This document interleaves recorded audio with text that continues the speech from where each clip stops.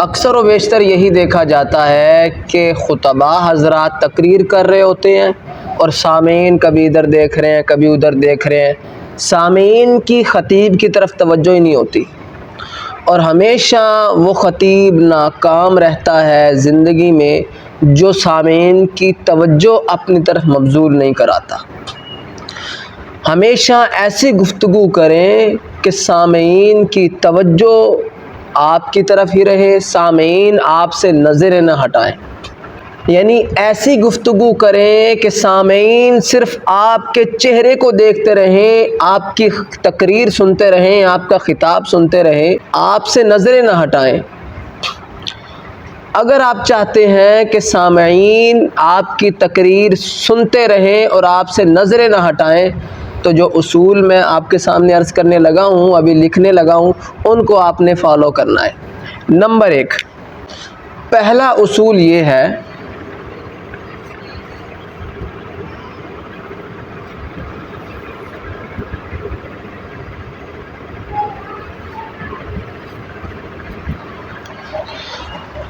اگر آپ چاہتے ہیں کہ سامعین کی توجہ آپ کی طرف رہے تو انہیں واقعہ سنا کر ان کی توجہ آپ حاصل کر سکتے ہیں۔ یعنی اگر آپ دیکھیں کہ سامعین کی توجہ ادھر ادھر ہو رہی ہے، ان کی دلچسپی آپ میں نہیں ہے، تو انہیں کوئی واقعہ سنا دیں جس سے وہ آپ کی طرف اٹریکٹ ہو جائیں گے، کیونکہ عوام جو ہوتی ہے وہ واقعہ بڑی دلچسپی سے سنتی ہے، تو لہٰذا آپ واقعہ سنا کر ان کی توجہ اپنی طرف مبذول کر سکتے ہیں۔ نمبر 1۔ نمبر 2، مثال دے کر آپ اگر چاہتے ہیں کہ سامعین کی توجہ آپ حاصل کریں تو انہیں مثال دے کر سمجھائیں، کیونکہ قرآن مجید کا بھی یہی اسلوب ہے، وَتِلْكَ الْأَمْثَالُ نَضْرِبُهَا لِلنَّاسِ لَعَلَّهُمْ يَتَفَكَّرُونَ۔ قرآن مجید بھی مثالیں بیان کرتا ہے۔ کیوں بیان کرتا ہے؟ اس لیے کہ لوگ متوجہ ہوں۔ اگر ایک بات کوئی اصول سمجھ نہیں آ رہا جو آپ سمجھانا چاہتے ہیں تو اس کو مثال کے ذریعے سے سمجھائیں۔ جو بات آپ عوام الناس کو سمجھانا چاہتے ہیں اسے مثالیں دے دے کر سمجھائیں، تو اس سے بھی عوام کی توجہ آپ کی طرف ہو جائے گی۔ نمبر 3، سوالیہ انداز میں گفتگو کریں۔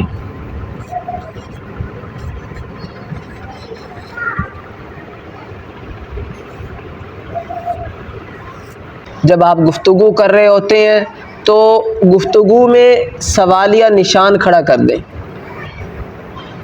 آپ کوئی بات بیان کر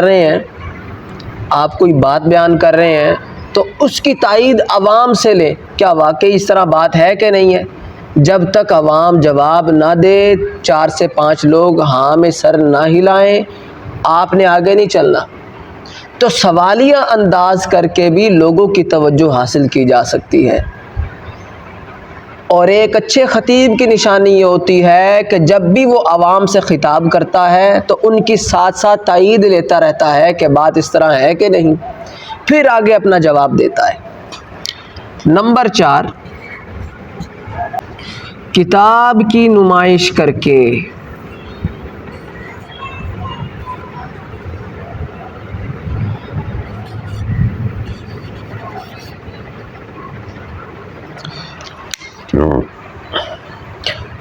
چوتھا اصول یہ ہے کہ آپ کتاب کی نمائش کر کے عوام کی توجہ حاصل کر سکتے ہیں۔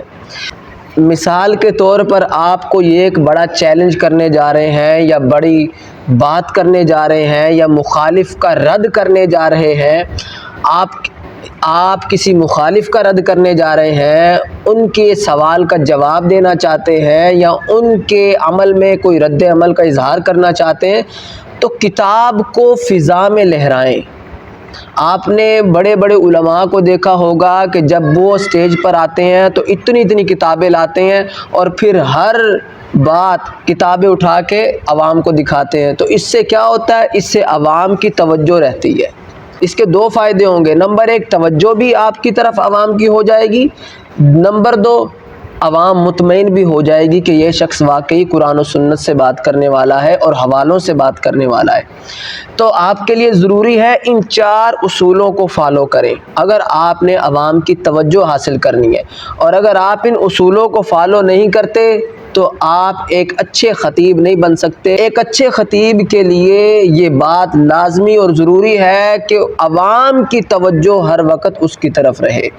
اور عوام کی توجہ کس طرح آپ نے حاصل کرنی ہے؟ ان 4 اصولوں کو فالو کر کے۔ اگر آپ کا کوئی سوال ہو تو آپ سوال کر سکتے ہیں۔